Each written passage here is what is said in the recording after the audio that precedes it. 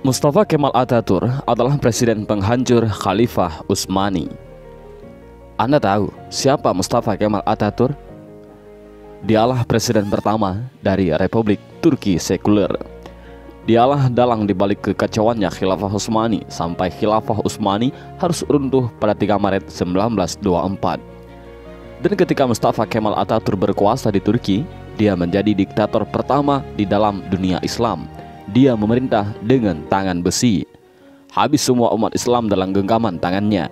Tangannya berlumuran darah umat Islam yang menghendaki agar Khalifah Utsmani kembali menghiasi bumi Istanbul.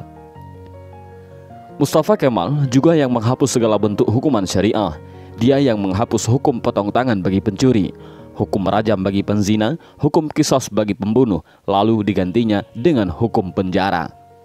Tak hanya itu, Mustafa Kemal juga menghapus hukum waris, menyamaratakan ahli waris laki-laki dengan ahli waris perempuan, menghapus hukum hijab bagi muslimah, mengubah Masjid Hagia Sophia menjadi museum, kalimat azan diganti menjadi bahasa Turki, menggalakkan minum-minuman kamar di tempat umum, dan menjadikan majelis-majelis ilmu kemudian menggantikannya dengan tempat-tempat lokalisasi pelacuran dan diskotik.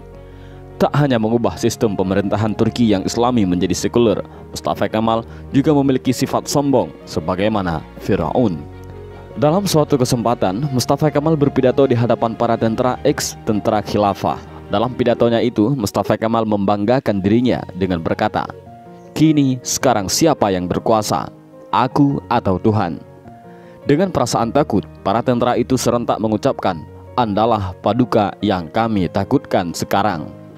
Mendengar jawaban dari para tentara itu, senyum kesombongan mengukir di bibir Mustafa Kemal. Tapi semua itu berhenti ketika periode akhir Oktober 1938. Saat itu, Mustafa Kemal awalnya menderita penyakit kulit, namun Mustafa Kemal menderita penyakit tambahan yakni malaria, lever, dan penyakit kelamin.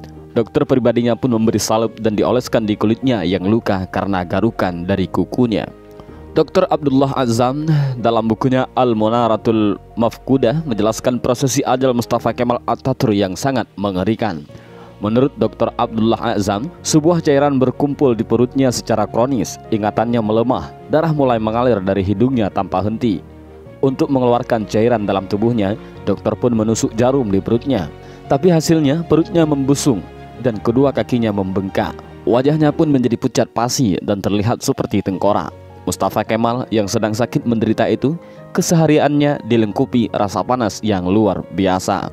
Bahkan, gatal-gatal dari tubuhnya semakin menjadi-jadi, hingga dia merasa tak tahan lalu menjerit sampai terdengar di seluruh istana.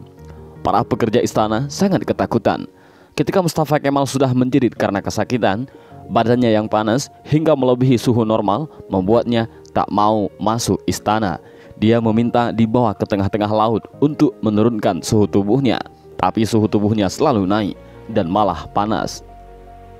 Syekh Dr. Said Husin Al-Afani dalam kitabnya Al-Jaza min Jinsil Amal mengisahkan bahwa sebenarnya Mustafa Kemal sudah mulai menderita kanker hati pada tahun 1936.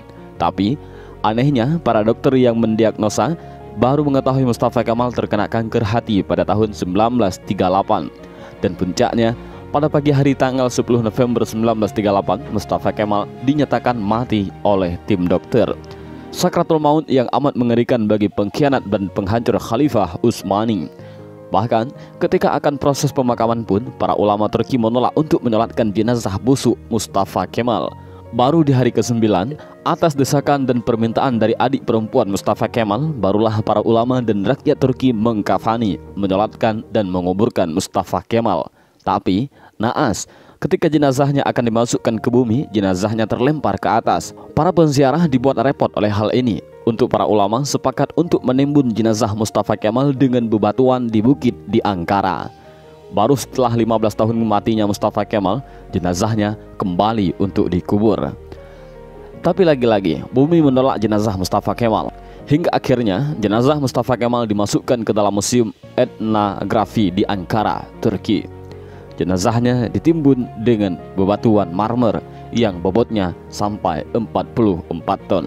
Dan jika Anda pergi ke Museum Etnografi di Turki untuk melihat makam Mustafa Kemal, para pemandu museum pasti akan menyemprotkan parfum yang paling wangi ke pakaian Anda. Sebab Jika Anda sudah mendekati makam Mustafa Kemal, pasti akan tercium bau yang lebih busuk dari bangkai.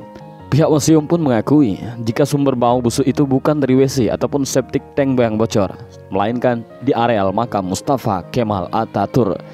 Kisah ini memberikan i'tibar, seperti kata beberapa ulama, kalau kamu benci dan mencoba menjegal khilafah, maka kamu akan melawan Allah. Lihat kematian yang mengerikan menimpa Mustafa Kemal Atatürk, si penjegal dan penghancur khilafah Utsmani.